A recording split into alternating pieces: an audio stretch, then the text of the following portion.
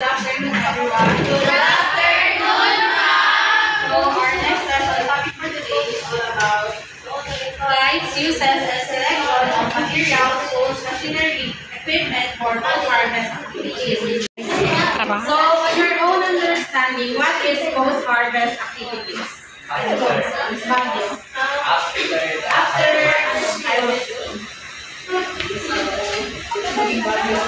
So post-harvest refers to all activities of crops after it's harvested with the goal of preparing it for market, processing, or storage. These activities are crucial for maintaining quality, minimizing losses, and ensuring the safety delivery of produce to consumers.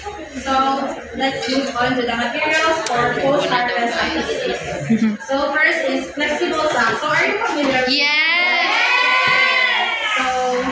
with flexible sacks is made of plastic, jute, or other materials. So the uses of it is for packing and transporting produce, offering flexibility and ease of handling. So the selection is suitable for small-scale operations, local markets, and transporting produce that doesn't require specialized protection. So what are those possible crops na restore sa So, yes, that's right. That's right. Next is net mesh bags. So net mesh bags are commonly used in post-harvest activities for various purposes.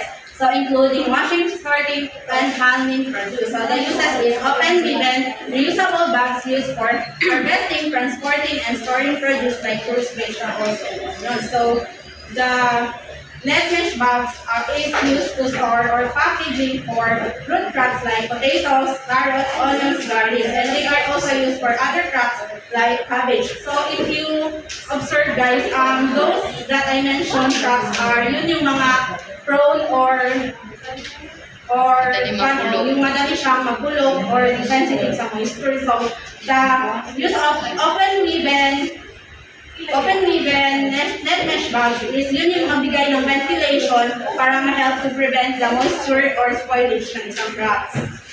Next is wooden crates. So, wooden crates are traditional packaging for fruits and vegetables. So, the uses of wooden crates is thirdly for supporting heavier products, reusable if properly maintained, and moisture resistant. And selection, suitable for local sales, especially for small farmers who can use containers considering cost and distribution environment. So wooden crates is for, di ba yung store ay package sa shop or mangoes, mga that's right. So next is plastic crates. So use bagyo. Plastic crates, durable, reusable containers, uses of durable, reusable, and easy to clean and sanitize. Selection, ideal for long-term storage, transportation, and handling of various produce types. So ano ba yung difference ng wooden crates and plastic crates? Plastic siya. Yung uses nila. Yung ano? Durable. Kasi yan siya, plastic yan. Next is carton. So, is Jamie. Fiberboard boxes for various products. Uses is lightweight, easy to stock, and suitable for a variety of produce types. Selection is good for short-term storage and especially for products that are not very heavy or fragile. Cartons is particularly important for fruits, vegetables, and vegetables. These crops are often packed in cartons to protect them during transportation, storage, and handling. For example, yung mga bananas, yung mga oranges, diba? Pallet boxes. So,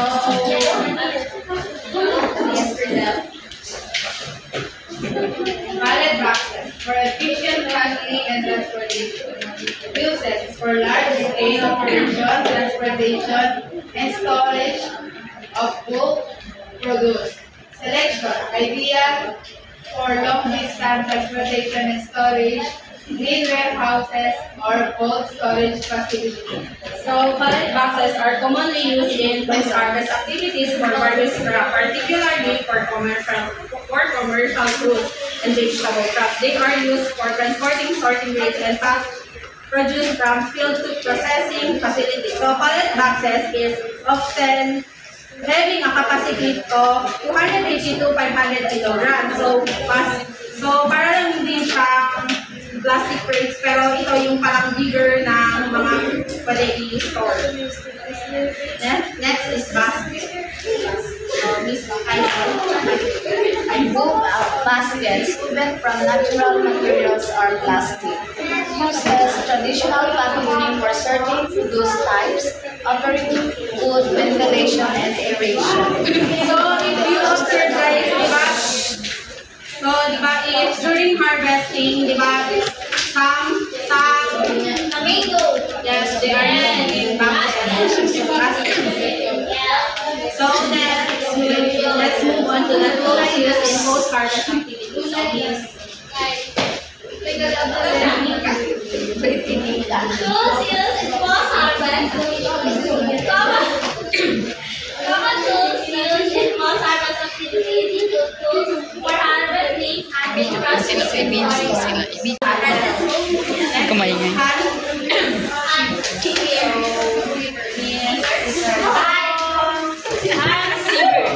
Cleaning and sorting harvested grains in nuggets.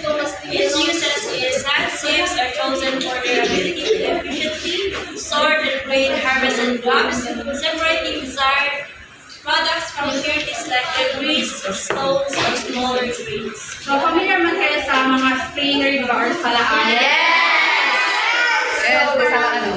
siya yung strainer sa crops. So, hand sievers are commonly used for separating impurities and grading grains, especially during post-harvest handling and crops like rice, wheat, and other cereals. So, next is moisture meter. So, Ms. Geraldine. Moisture meter help determine the moisture content of crops, especially important for storage and drying.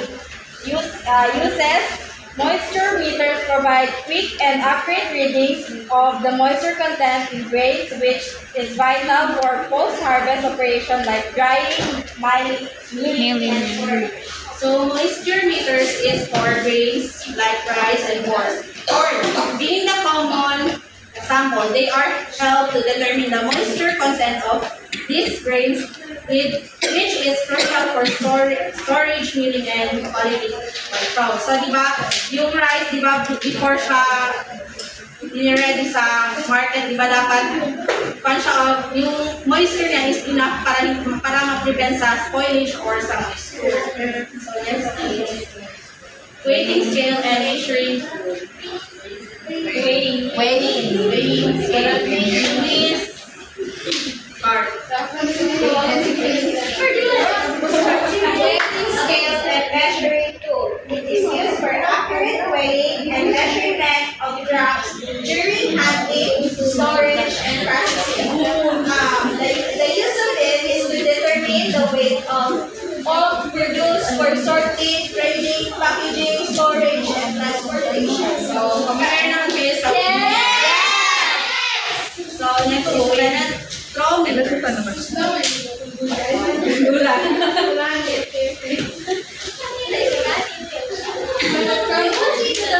Are used for harvest activities to objectively measure the pureness of fruits and vegetables, which is a key indicator of quality and maturity. So, penetrometers are commonly used for measuring or to know the fairness of fruits. So, yung mga example is yung mga apples, mga peaches, para malaman yung kung ready na ba yung, or yung enough na ba, hinog na ba yung isang fruits. So, next is let's move on to the machinery equipment used in post-harvest activities.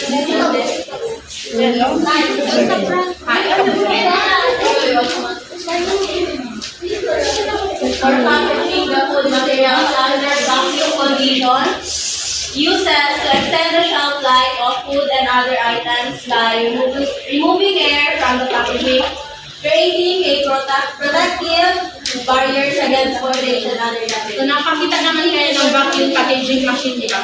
Ay, yung vacuum packaging? Yung kay Ma'am Ivy? Yes. Next is pressure. Sinoy dati. So pressure is to separate grain from some rice pressures. The uses is used to separate grain from the plant, and their selection depends on the factors like crop type, processing needs, and available resources. Familiar naman kayo sa pressure. Yes.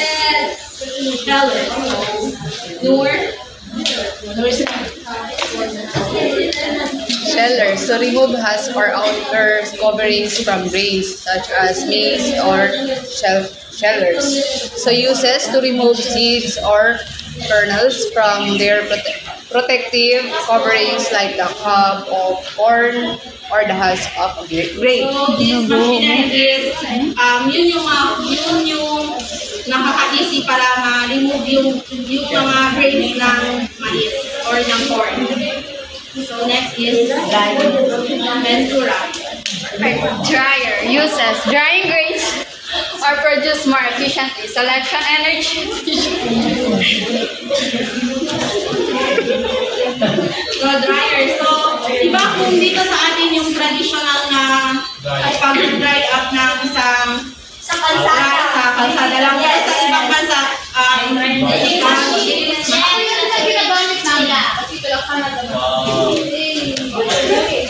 next is sizer.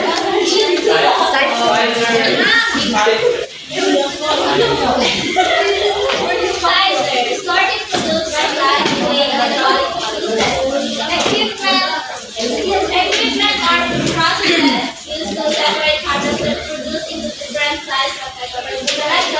Used in post-harvest activities to separate produce based on size, quality, and other characteristics, ensuring that consistent and Patay ka ngayon kay ma'am. Tulog-tulog ka. This machine helps to categorize produce into size groups, so which is important for efficient handling, packaging, and so yan yung sizer, yung like example sa mga apples. So, siya yung small liter. Bakit hindi pwede tao ang dalawa?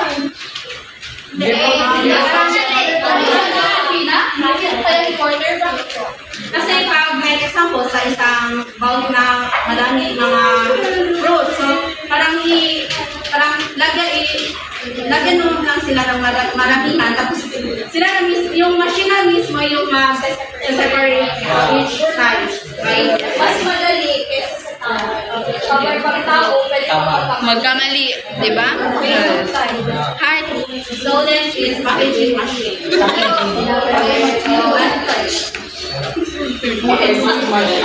Uses automate filling or sealing of bags or containers. Selection accurate, hygienic, adaptable to different packaging types. Familiar naman kayo sa packaging, di ba? Yes! So that's all.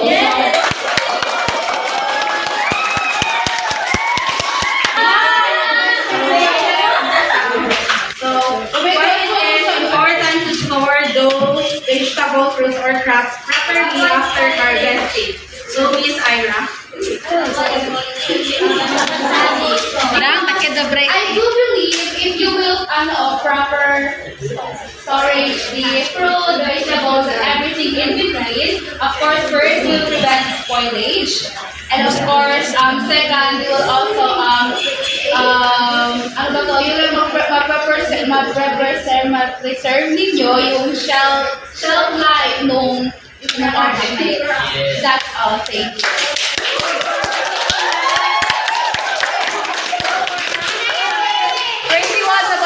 Nang takit na For additional, so like what Miss Ira mentioned, ay to preserve the products or produce, so, and also to minimize the losses and ensure that the delivery of produce to the